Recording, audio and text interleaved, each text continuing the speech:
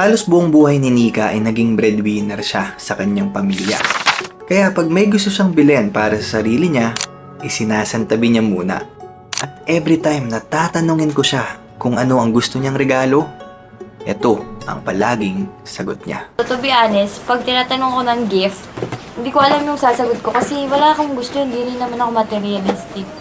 Kung ano lang yung gagamitin ko, yun lang yung gusto ko. Well, ito ang kadalasang sagot ng mga breadwinner pagkat nakasanayan na nilang unahin ang pamilya kesa sa sarili nila. Pero anniversary kasi namin ngayon, kaya nag-isip ako ng makabuluhang regalo. Ang aking plano ay susurprisahin ko ulit siya sa Taiwan. Guys, andito na tayo.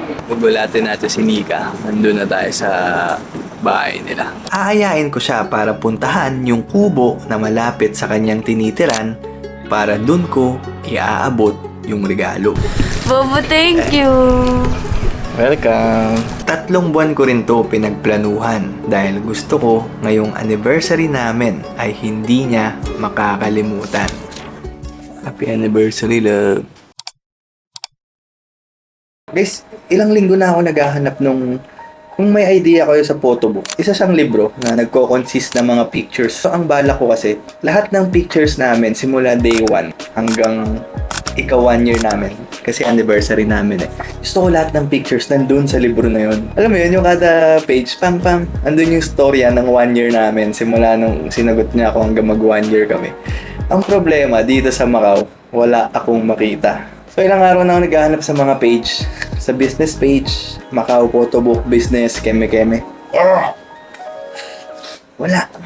So, ang goal natin ngayon, guys, lalabas tayo. Ang goal natin, makahanap tayo. Nagbi-business na ganun. Yung nagpo-photobook. That's the goal for today. Let's go!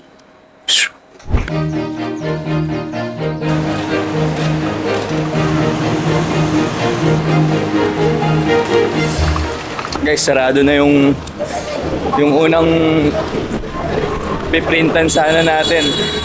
So, hanap pa tayo ng ibang printing shop dito ng mga pictures. Sana makakita tayong nagbe-business na nagpiprint ng mga picture. Meron yan, tiwala lang pare.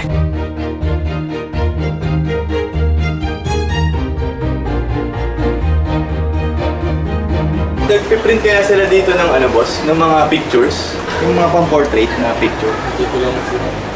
Parang more on photocopy sila eh, no? Ay, parang mga ano lang. Pang A4? Oo, ganun. Boss, may alam kang mga gantong parang magbe-print ng mga picture? Wala akong alam dito eh. Sa mga oras na to, unti-unti na ako nawawala ng pag-asa at mas pinili ko nang sumuko na lang. Dahil para sa kaalaman nyo, halos 1 buwan na rin akong paikot-ikot at nagtatanong-tanong kung may nagbe-business bang photobook dito sa Macau. Ang kaso, wala talaga. At flight ko na rin bukas, kaya nag-isip na lang ako ng ibang regalo.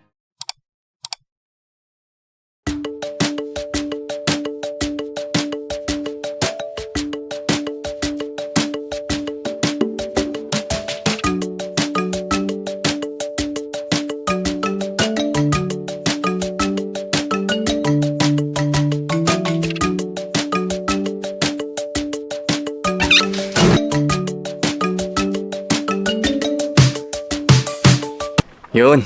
Morning guys. Time check. 4:55 AM. Today yung flight ko papunta ng Taiwan. So meron tayong sorpresa para kay Nika. So surprise natin siya.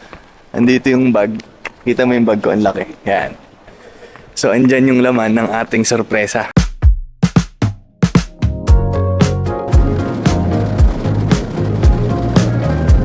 Ladies and gentlemen, we have just landed at Taiwan Taoyuan International Airport, Taipei Terminal 1. The local time now is 10 to 8 in the morning and the temperature is 52 degrees Celsius. Guys, andito na tayo.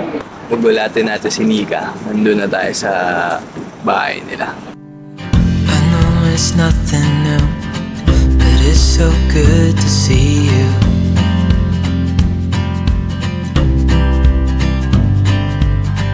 We do this every day, and I'm still so amazed by you.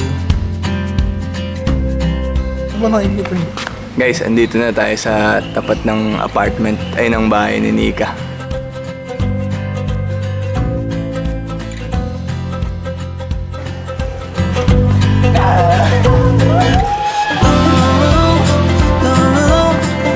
can't believe you love me.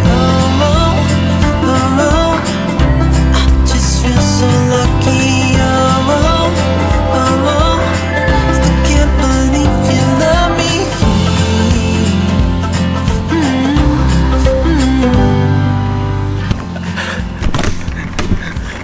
Guys, andito kami kung saan unang nag-vlog si Nika. Dito ako nag-start. Ang gamit ko pa, iPhone 12. Tapos yung earphone ko na mic Oh, na yung ano Apple. pa. Oo. Nandito kami ngayon ni Marcos. Kung saan ako unang nag-start mag-vlog. Isa sa reason ba't pinili ko tong place na to kung saan unang nag-vlog si Nika. Sobrang memorable kasi nitong place na to sa kanya. Tapos connected siya sa magiging gift ko para kay Nika. Okay. So ako muna. Ganun. Ako muna magbubukas. Ikaw muna. Sige, sige. Ako muna. Ako na lang muna. Ako muna? Okay. Wow! Sorry. Talagang bubuksan pa. Oh! May pandulog na ako. Ano ba Look, yun? ang galing mo! Pera mo. Gusto ko to! Ay, thank you. Ipakita mo sa kanila. Guys, Baka hindi ka look, hindi, kita yun dyan, oh. Pareho kami ng pantulog. Nachi. Suotin ko na muna to. Ito na. Oh, Wow! thank you, love. Sakto sa'yo. Akala ko malaki. Ay, ang laki. Hindi, okay, Expensive, pantulog eh. Pero pantulog kasi siya. Favorite niya kasi black, kaya din black. All black. Dito ka muna. Tabi ka muna. Yan yung gift. Yung gift niya sa akin, ako din. Box ko din yan. Ewan ko, yung pakulo na yan. Nakakainis. Box ni Nika. Mamaya, binalik niya lang yung niregalo ko sa kanya. Pero okay lang guys, kasi wala naman akong gusto, to be honest. Pag tinatanong ko ng gift, hindi ko alam yung sasagot ko kasi wala akong gusto, hindi rin naman ako materialistic. Hindi. Kung ano lang yung So, gagamitin ko, ano lang. yun lang yung gusto ko. Ready? Ready? Ano ba yan? Walaan ko muna? Oo. Kalugin ko? Huwag na kalagyan. Hindi na? Intense ka. Akin din yung box! Yung box akin! Eto parang tayo. Akin din? Love trip ka talaga? Kaya din lahat. Go. Open na Ay, lang. gagawin, pipigit hindi. Hindi na. Ikaw, ano. Open mo bigla. Bigla. Wait lang, ano ba kasi yan? Bigla ka na open. Game 1, 2, 3, go! Huy! Huy! Huy, naku! Open mo. Ay, ano ba yan? Open mo na, babu. Totoo ba to? Hindi Ah. na totoo. Pakita ko yung reaction niya muna. Dinulaan ko kasi yung magiging reaction. Guys, nandito tayo ngayon sa DJI Studio City. Bibiling ko yung dream camera ng aking fiancé. Sama ko ngayon ng aking mga tropa. DJ, Boss Henry. Feeling ko magiging reaction ni Nika doon. Kasi sa box ko siya ilalagay. So, pag open niya ng box, feeling ko ganda reaction niya. 1, 2, 3, go! Huy! Huy, naku! Diba, ramdam mo lang. Kasi ganyan siya magulat guys eh. Titignan niya muna ako, tapos titignan niya yung camera, tapos magulat siya na... Ano ba yan? Bobo, totoo ba to? Mamaya prank to. Masasampal kita. Baka box lang to. Talaga yung... Uy, totoo ba yan? Tingnan nyo. Tingnan nyo. Osmo Action 6. Sobrang grateful ni Nika sa lahat ng bagay. Naiyak talaga. Iyakin na yung OEN dahil. Hindi, ano talaga mababa yung luha ni Nika. Patanongin na ba't ako umiiyak? Dream niya talaga to guys.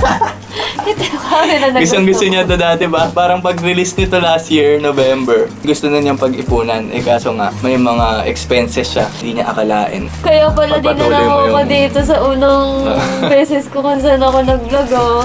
Patuloy mo kung ano yung gusto mo, Babu. Sobrang love na love niya yung paggawa ng video. Ako, minsan lang. Ini-inspire niya ako gumawa lagi ng vlog kasi ewan ko, ini-inspire niya ako lagi. Quality kasi yung vlog niya. Ako vlog-a-bag. Hindi quality. Go, go, go. Bobo, hindi ko tumatatanggap. Pero joke lang. Sino ba namang di gusto nito? Bobo, thank you. Welcome. Anyways guys, meron pa akong isang sorpresa para kay Nika. Ano? Tatlo yung surprise ko sa kanya kasi 3 yung yung anniversary namin, April 3. So yung pangatlo, ito si Kuya Elder. Hello, Kuya. Siya ang aking tropa na half marathoner. Ay, full marathon ka na, Kuya? Hindi mo pa na-try? Siyempre, try namin ni Daniel. Ako kasi, pupunta akong Taiwan. Oo. Surprise ko si Nika. Nag-register ako sa 21K. Pati mo kaya ba? Yung 21K. Oo, kaya mo. Sabi ko nga sa intro, 3 buwan ko rin to pinagplanuhan. Nag-register ako sa 21 km na marathon na sinalihan niya sa Taiwan. At meron lamang akong 3 buwan para mag-ensayo. Day 1 ng training. Secret training with Kuya Elder and my brother Donald. Today is February 14.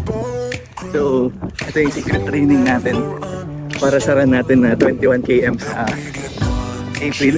Dito ako sa tapat ng ano. So, yeah. So, try ko mag 7 km ngayon. Let's go. Pare, 10 km. So, first time ko mag 10 km. Secret training to dahil nga magto 21k kami ako. So, surprise ko si Nika sa Taiwan. So, ito yung first day ko mag 10 km. First time of my life. And yeah, goods. Guys, today is April 4. So 1 week na lang, nakikita na kami ni Nika. Magra-run na kami sa marathon. And I'm now doing my last run. Last run ko na to for the whole 3 months. I hope we can do it sa 21 km. Pray for me, guys. Nice training. During the past 3 months, training ko yung endurance and yung pagra-run ko. Thank you, Lord. Last 1 km and we're good. 13.97 na. Let's go. At fast forward na tayo dahil kinaya at natapos ko ang 21 km. Pero kung gusto nyo mapanood yung mga eksaktong nangyari sa marathon, pwede nyo puntahan yung Facebook ng aking fiancé na si Nika. Dahil itong video na to ay gusto ko i-appreciate ang aking mapapangasawa. Dahil simula nung nakilala ko siya, talagang inimpluwensyahan niya ako patungo sa good habits.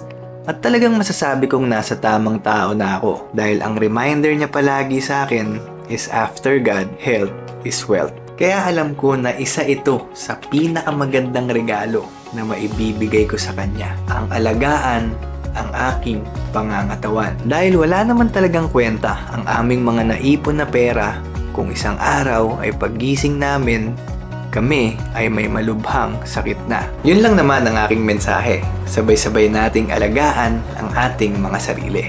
OFW ka man, or kung nasa Pinas ka, or kahit nasang bansa ka man, health is wealth. Ay, teka. Naalala niyo yung photobook na gusto kong iregalo kay Nika? Look! Natanggap ko na. Ito kasi tayo na. Wow! Ang ganda! I was never the one to write up a song for just anyone. I was always the one to find myself lost in all conversations. Cause I've always been told that things will unfold if you keep on waiting. But then you came along and proved me wrong. I was so mistaken. Cause you glue all the pieces back together. Yeah, you take all my wrongs and make them better. Yeah, you're making me wanna try forever. And I feel so free, oh my sweet baby.